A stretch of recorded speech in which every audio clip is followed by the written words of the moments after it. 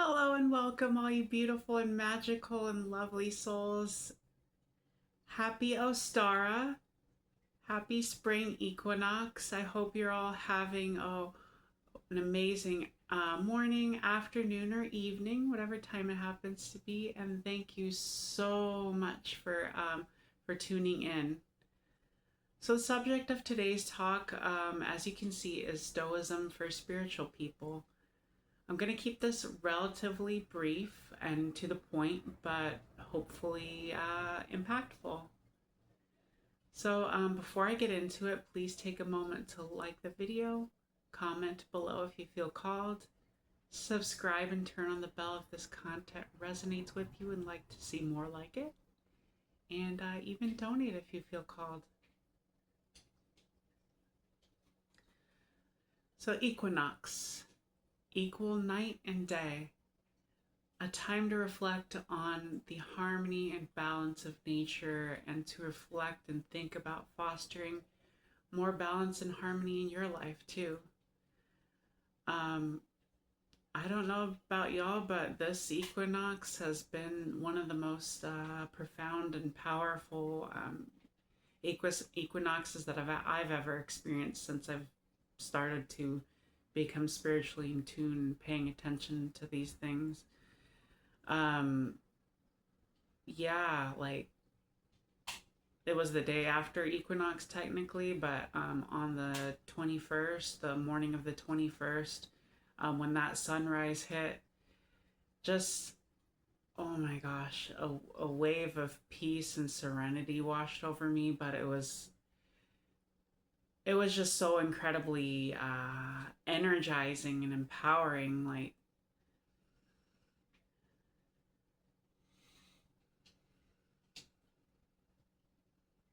I just felt like this wave of energy and like inner fire come over me, and absolutely love that. But back to the subject of the talk. Yeah, like I was alluding to, it's a return of the brilliant light of the sun, but it's also a brief time when light and dark are in a sacred, beautiful, sacred balance. It is a reminder of the duality of life, nature, and the universe. And on that note, let's talk about some advice to foster stoicism for spiritual people. First of all, it is of the utmost importance that we all stay peaceful, calm, balanced, and grounded as much as possible, as much as we possibly can. As a person deeply into spirituality and the esoteric, I'm sure I'm not alone in this. I can sometimes get my head stuck in the clouds, or even in astral space for that matter. And I have I have even been given to escapism and spiritual psychosis from time to time in the past. Wanting to try to escape into the world of the spiritual, and escape from the difficulties, challenges, disappointments, mundanity, and even occasional ghastliness of the 3D world can certainly be tempting sometimes.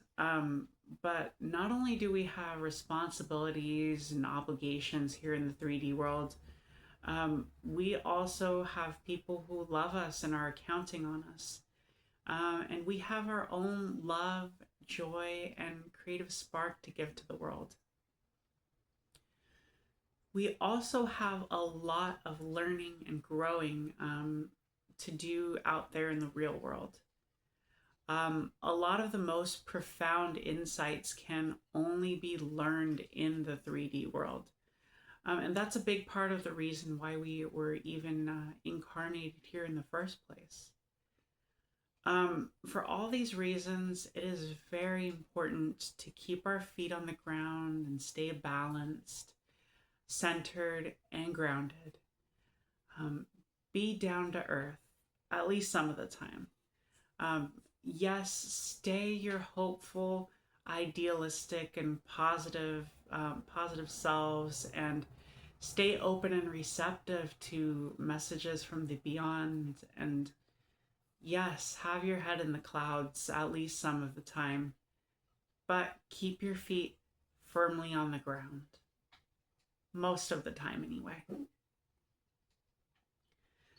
And I'm sure I'm also not alone in this.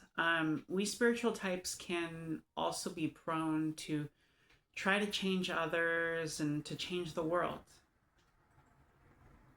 That's not altogether a bad thing. Like, that's coming from a good place, a very noble place. We want others to be the highest, most loving, and peaceful and best versions of themselves. And we would like them to also realize the profound insights and experience the magic that we have. And we also want a better world for all beings. While these are all certainly very admirable goals, you can't make someone change if they're not ready to. And you certainly can't force anyone to do anything.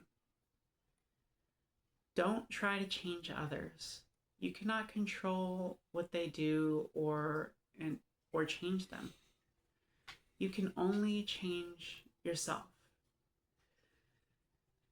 If you wish to change the world, change yourself first. Be the change you wish to see in the world. As the Dalai Lama said, don't let others destroy your inner peace. Don't let the behavior of others destroy your inner peace. And like the Buddha said, life is marked by suffering, by being unsatisfactory and unpredictable. And attachment and craving is the cause of suffering. I believe that to be true. I believe it's more complicated than that. Life will often send you loads and loads of unwanted and undeserved pain or anguish. But certainly attachment to and craving of worldly desires beyond just simple fulfillment of your basic needs will cause you suffering, if not immediately, then in the long run.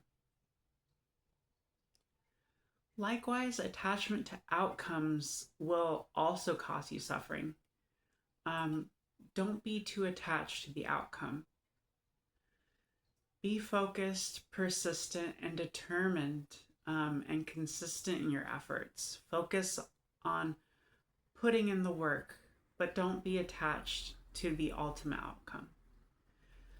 Let it go and let it be. Let come what may. You will have successes and you will have failures. Be always willing to accept both and learn from both. Stoicism doesn't have to be a joyless neutrality about life. It should be about living life from a place of gratitude and acceptance, working to change what you need to in your life, and working to change the world around you if you must. But being grateful for what you have and accepting what you cannot change or control. As the saying goes, change what you cannot accept and accept what you cannot change. Life is filled with uncertainty and suffering. Be grateful for and joyful about the blessings, the many blessings you have here and now. And love and respect yourself without seeking outside approval, and love and respect for others around you. If you do these things, you will already be infinitely better place than focusing on lack and limitation. Live and operate from a place of love, joy, gratitude, peace, calm, balance, harmony, creativity, and curiosity, but also confidence, trust, patience, faith, and understanding.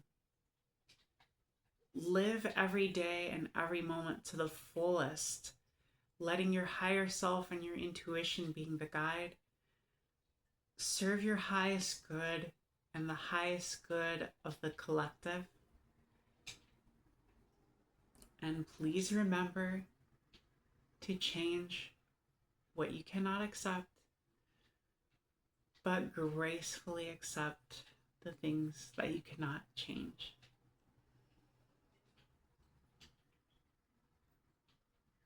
Thank you. Thank you, and peace and love be with you all. Namaste.